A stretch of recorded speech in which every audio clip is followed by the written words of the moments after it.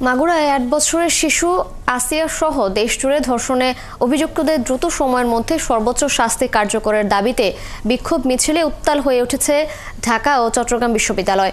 আপনি যদি আমাদের নিরাপত্তা দিতে পারেন তাহলে আপনার ওখানে বসার কোনো অধিকার নেই, আপনি অবিলম্বে পদত্যাগ করতে হবে। আমরা স্বাধীন, আসলে আমরা স্বাধীন না।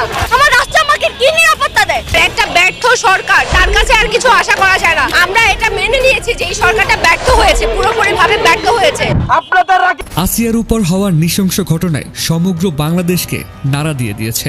এই ধর্ষণের প্রতিবাদে বাংলাদেশের প্রত্যেকটি প্রান্তে ছাত্র জনতা থেকে শুরু করে সাধারণ জনগণ আন্দোলনে নেমেছে। ছাত্র জনতা ও জনগণের দাবি অপরাধীকে কঠোর শাস্তি দেওয়া হোক, যেই শাস্তি দেখে দ্বিতীয়বার কেউ যাতে ধর্ষণের চিন্তা মাথায় আনতে না পারে। কিন্তু প্রশাসন কি করছে?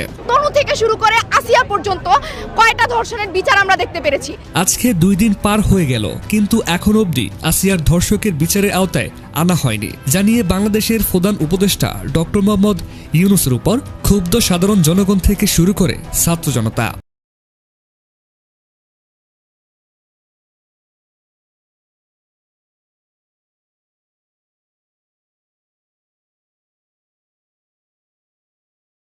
শিক্ষার্থীরা ইতিমধ্যে ডক্টর মোহাম্মদ ইউনূসকে কঠোর হুঁশিয়ারি দিয়েছেন। কি বলেছেন শিক্ষার্থীরা, চলুন বিস্তারিত দেখে আসি। একটা ব্যর্থ সরকার, তার কাছে আর কিছু আশা করা যায় না। আমরা এটা মেনে নিয়েছি যে এই সরকারটা ব্যর্থ হয়েছে, পুরোপুরিভাবে ব্যর্থ হয়েছে। আমি বলবো কি, আপনার যোগ্যতা কি? আপনি যেখানে বসে আছেন কিসের ভিত্তিতে, কিসের মতের ভিত্তিতে, কার ভিত্তিতে বসে আছেন? গণ অভ্যুত্থানের আপনি নারী দেখছেন না? তাহলে আপনার কথা আসে নাই কেন? আপনি কাদের উপর বসে আছেন? আমাদের উপর তো বসে আছেন। আপনি যদি আমাদের নিরাপত্তা দিতে পারেন তাহলে আপনার ওখানে বসার কোনো অধিকার নেই, আপনি অবিলম্বে পদত্যাগ করতে হবে।